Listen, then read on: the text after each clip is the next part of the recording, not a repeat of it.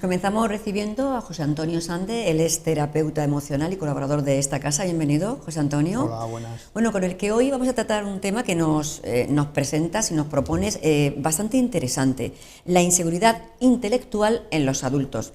Vamos a intentar desarrollarla porque hay muchos factores que parece ser que contribuyen a ello, pero siempre partiendo de una base, ¿no? Para comenzar, si te parece, vamos a definir qué es la inseguridad intelectual en el adulto, porque sobre los niños hablamos en otros programas. Nos queremos dirigir directamente a la parte adulta, que es la que viene arrastrando, ¿no?, esas inseguridades, parece ser, desde niños.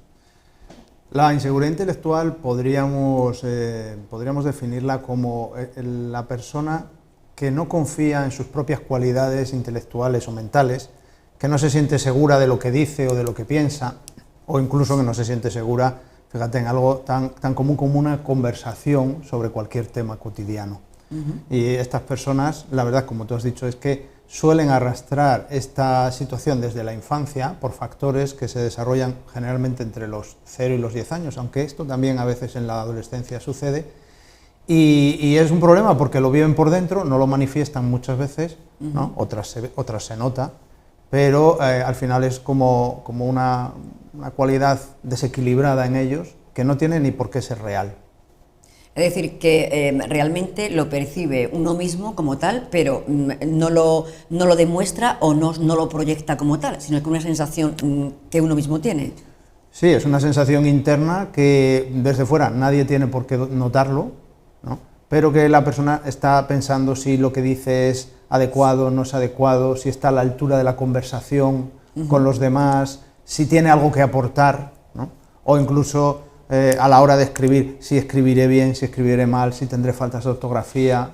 ¿Y eso no se puede confundir, José Antonio, con ser muy autoexigente consigo mismo? Es decir, hay muchas personas que realmente nada les vale, y eso es también un poco una prueba que nos ponemos nosotros mismos para intentar crecer y hacerlo lo mejor posible. ¿Es posible que se pueda confundir con este comportamiento? Hay ocasiones en las que van de la mano. En el mapa emocional de cada persona pueden ir conjuntos los programas emocionales y mentales de autoexigencia y de inseguridad en la valía intelectual. Y como soy muy autoexigente, siempre pienso que no estoy dando lo suficiente. Pero otras veces no van de la mano. Otras veces se crea esa programación emocional y mental en la infancia, ahora lo iremos comentando, y no tiene que ver con la autoexigencia. Son personas que no son especialmente autoexigentes. A veces sí, a veces no. ¿Cómo son esas manifestaciones en la persona cuando te llega a tu consulta y le ofreces una terapia ad hoc? Pues, hombre, nadie viene diciendo tengo inseguridad intelectual, ¿no? Pero en la conversación, en el hablar sobre las cuestiones que le pueden crear inseguridad, pues la persona muchas veces dice: pues mira, yo cuando estoy en una conversación no me atrevo a hablar porque pienso que no estoy a la altura de la conversación. O cuando estoy con un grupo de personas que son de formación universitaria, pues yo me callo porque como no tengo formación universitaria, pues creo que no voy a poder argumentar. Como te he dicho antes, personas que a la hora de escribir se sienten muy inseguras y a lo mejor escriben igual que cualquier otro, con faltas o sin ellas, pero y dicen: no, es que yo no escribo bien, o yo tengo muchas faltas. Y incluso personas que parece que son tímidas, emocionalmente tímidas, pero que no lo son, que son inseguras intelectualmente y no se relacionan porque pueden tener el pensamiento de ¿yo qué le puedo aportar a los demás? O sea, de que se siente, por decirlo de alguna manera, un poco mediocre o realmente no le es suficiente, porque yo creo que también, como decíamos antes, puede ir unido o confundirse con ese comportamiento de autoexigencia, ¿no? Comentabas que le puede ocurrir a personas que, por ejemplo, piensen que no tienen la formación que debiera para poder exteriorizar o enfrentarse a una conversación, un debate, o simplemente a resolver, ¿no?, problemas en el día a día. Pero ¿qué ocurre con estas personas que efectivamente tienen una formación y están padeciendo lo mismo, ¿no? Se sienten inseguros. Pues o lo llevamos al ámbito de la autoexigencia excesiva, ¿no?, o de una ambición excesiva y sentir que no llegan a la altura de esa ambición, o también puede ser que, aunque sean personas con formación universitaria, sean inseguras en su propia valía, en sentir: mira, yo no estoy suficientemente preparado, lo que he estudiado no es suficiente.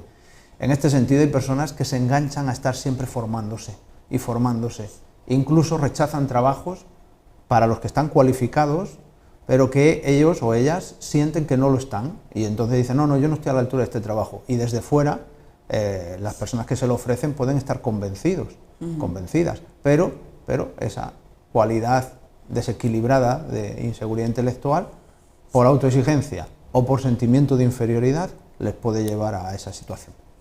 ¿Y qué tipo de terapias ofreces en tu consulta? Pues, por ejemplo, para una persona que cuando llega con una edad avanzada, obviamente entendemos que si cuanto más joven o más pequeñito eres, es más fácil, entiendo, de resolver. ¿Qué ocurre con una persona de edad avanzada que decide pues eso, ponerse en manos de un profesional para resolver qué le está ocurriendo, ¿no?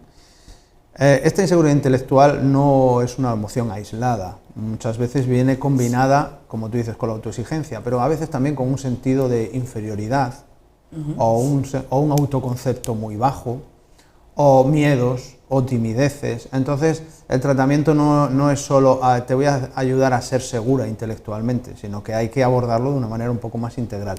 Y nosotros en el centro en el que trabajo, en Noray Terapia Emocional, utilizamos, como ya sabes, las flores de Bach o la terapia de flores de Bach, que son unas esencias de flores que ayudan a trabajar los planos emocionales desequilibrados. En ese sentido, no hay mucho que hacer de decirle estudia más o escribe más, pero sí tomarse una serie de esencias florales que ayudan a equilibrar esos aspectos y luego invitar a esa persona a que participe de la vida cotidiana con normalidad y observe cuál es la respuesta del entorno, que observe que no pasa nada, que todo el mundo lo normaliza y que ella no es inferior a los demás. Bueno, hablando de la respuesta del entorno, me lleva un poco a hacer una pequeña reflexión en voz alta sobre la importancia de que le damos a lo que opinen los demás de nosotros, a que nos validen, porque creo que además con el tema de las redes sociales está a la orden del día de que la gente parece ser que se desvive por un me gusta, un like, y eso es una forma de que tú necesites que te validen. ¿Hasta qué punto afecta a la persona que tiene esa inseguridad intelectual la importancia de que lo validen? Ajeno al mundo de las redes, porque realmente la sociedad y las relaciones sociales ya era una red, o pues es una red en persona, ¿no? Tienes razón, no lo hemos mencionado y tienes mucha razón. Cuando las personas le dan mucha importancia a lo que los demás vayan a pensar, tienen mucho miedo a cometer algún error. Si esto lo trasladamos al plano intelectual, pues a decir una palabra maldicha, a meter la pata, meter la pata, digamos, sí. Entonces, eso también puede hacer que se retraigan a la hora de relacionarse y retroalimenten ese sentimiento de inferioridad. Hay trabajos sobre el qué van a decir y el qué van a pensar, hay técnicas, una que utilizo mucho y que hace mucha gracia a la gente es aprender a pasarnos las cosas por el arco del triunfo. O, literalmente, ¿no? O ponernos el mundo por montera, eso sí, se aprende, también, eso es un aprendizaje, es un programa emocional y mental que se puede aprender y que se puede ir trabajando día a día para ver que las consecuencias que tememos, ese juicio, esa opinión, no van a existir. No. Claro, y tiene que ser, José Antonio, una auténtica liberación, ¿no? Cuando realmente no estás midiendo las palabras que suelta porque por aquello de que, no sé, los prejuicios de los demás, que me estén evaluando. Yo creo que tiene que ser una auténtica liberación, que de hecho yo creo que estos cursos que existen, por ejemplo, de oratoria, están también muy dirigidos a esto, ¿no? A perder el miedo, a saber expresarte, no estar pendiente en esa idea de que estás en el punto de mira de aquel que te va a enjuiciar. Y esto yo creo que es importante tenerlo claro desde ya adolescentes, por ejemplo, en los cursos a la hora de dar una oratoria en clase, hay muchos chavales que le dan vergüenza y a lo mejor están totalmente empapados del contenido del que tienen que hablar, pero esa falta de seguridad les impide poder trasladar toda su información o conocimientos, ¿no? Sí, tienes razón. Fíjate, mi hija que está haciendo secundaria, ya bachiller, tiene una asignatura que es debate. Esto en Estados Unidos está muy establecido, pero aquí está empezando, ¿no? La capacidad de debatir, de defender ideas, de exponer, de relacionarse con los demás desde ese punto de vista. Pero también te digo una cosa, hay un miedo escénico, un miedo ya no solo a ofrecer la opinión y al error, sino a hablar delante de mucha gente, que eso en algunos casos es muy patológico y cuesta trabajarlo. Ahora, si en la escuela, si en el instituto trabajan estos aspectos, algo aportan a esa persona. Te voy a lanzar una pregunta que puede sonarte un poco, no sé, fuera de lugar, pero ¿esto se hereda? Porque si hablamos de una actitud y de un comportamiento y un modo vivendi educacional en la familia, en la cual el núcleo familiar pues lo conforman gente que ya son bastante tímidos, introvertidos, eso también puede llegar, entiendo, a implicarte en ese mismo círculo, ¿no? Sí. La cuestión de la herencia y el aprendizaje es algo que lleva 100 años ahí. Hoy en día la psicología y la ciencia habla de que hay un porcentaje de herencia y hay un porcentaje de aprendizaje.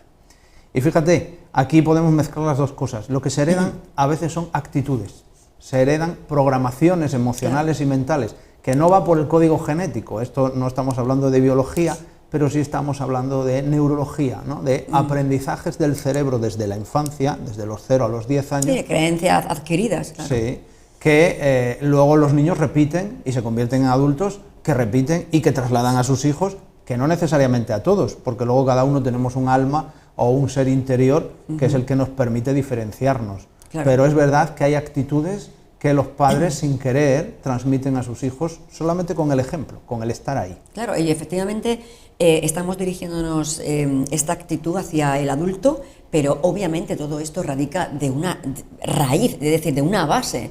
Hablamos en otros programas la importancia de no tratar a los hijos con esto no sabes hacerlo, ay qué tonto eres, porque al final todo esto va hilado. Sí, todo. La mayoría de estos aspectos emocionales que hablamos se tratan y se integran sana o insanamente entre los 0 y los 10 años, que es cuando el cerebro del niño o de la niña está especialmente preparado para recibir información. Y ahí es donde tenemos que cuidar al máximo la educación emocional, la educación intelectual, la educación física, la educación en valores, todo eso que se grabe entre los 0 y los 10 años es lo que va a permanecer en el libro de instrucciones el resto de la vida, si no se cambia, claro. Claro. José Antonio, ¿qué hacer? Tú imagínate que una persona que ya tiene una edad avanzada y tiene pues ese peso, ¿no?, detrás de, bueno, ya a esta edad, ¿qué voy a hacer? Pues si soy inseguro. ¿Qué consejo les daría a todas estas personas?